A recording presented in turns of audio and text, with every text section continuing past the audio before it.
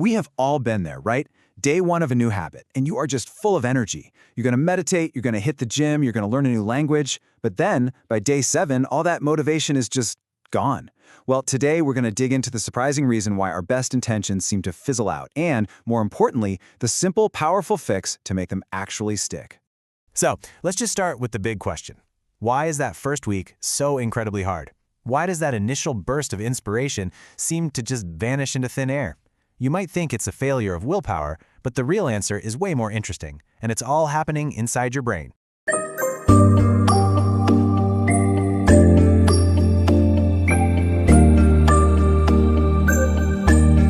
You know, this experience is so common, we can give it a name, the one-week wall.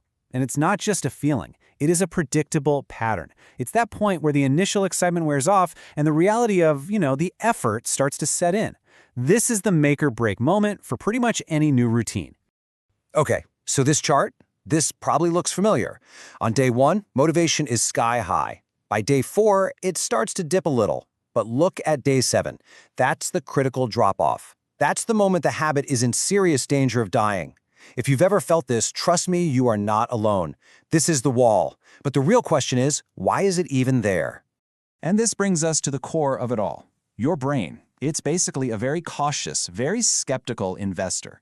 Its number one job is to conserve energy, not spend it on some new project that might go absolutely nowhere. So when you start a new habit, your brain doesn't just jump on board all excited. Oh no, it watches and it waits. I mean, think about it. Every new habit requires energy, focus, and a change in your routine. From your brain's perspective, that is a huge ask. It's a high-risk investment. So before it's going to allocate its precious resources to this new project of yours, it wants to see a return. It needs cold, hard proof that this effort is actually paying off. So really, these are the two paths your brain can take. Without any proof, it stays skeptical. It actually resists the change, and it encourages you to quit just to save energy. But, and this is key, the second you provide it with proof, the entire dynamic shifts. It starts to believe in the habit. It becomes committed, and it helps you stay consistent. It's the same brain, but a totally different outcome, all based on that one little thing. It really boils down to this one simple rule. No evidence equals no belief. Without proof that the habit is working, your brain is going to pull the plug. You just can't rely on blind faith or that initial burst of motivation. You have to show it the receipts. All right, so if our brain is demanding all this proof, how the heck do we give it what it wants? The answer is by consciously, deliberately creating evidence. Evidence is the engine here. It is the fuel that powers you right over that one-week wall and keeps that new behavior going until it becomes totally automatic. So what do we even mean by evidence here? Well, it's any tangible, undeniable proof that you are making progress, no matter how small. Look, we are not talking about seeing six-pack abs after 3 workouts. We are talking about simple, concrete proof that you showed up and you did what you said you were going to do.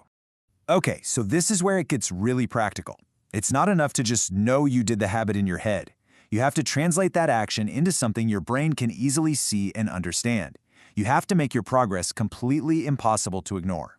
And the most effective way to do that, by far, is to create a visual record of your success. Your brain responds so powerfully to visual cues. When it sees the progress, that's when it starts to believe. Visual tracking turns this abstract effort into a concrete success story that your brain can't argue with. And look, it is so simple to do. Step 1. Pick one easy thing to track. Just, did you do it? Yes or no. Step 2. Record every single win. Don't miss a day. Every time you do, it's a vote for your new identity. And step 3 is absolutely critical. Make that record visible. Put it somewhere you will see it every single day. And we are not talking about anything complicated here. Seriously, you could put a big, satisfying X on a wall calendar for every day you go for a walk. Or you could have 2 jars and move a paperclip from the to-do jar to the done jar. A simple check mark in a notebook works just fine. The act itself is a small reward, and more importantly, it creates this beautiful chain of visible evidence. This simple act of tracking, this is what takes you from needing proof to building a permanent habit. See, each time you mark down a success, you're not just recording data. You are kicking off a powerful psychological feedback loop that just gets stronger and stronger with every single repetition.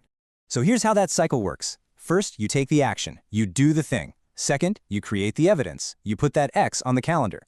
Third, This evidence builds belief. Your brain sees that chain of X's and it says, hey, wait a minute, this is working. We're actually doing this. And finally, that belief fuels consistency, which makes it so much easier to take the action again tomorrow. And the loop just repeats, getting stronger each time. So ultimately, it all comes down to this simple formula. The evidence you create builds the consistency you need.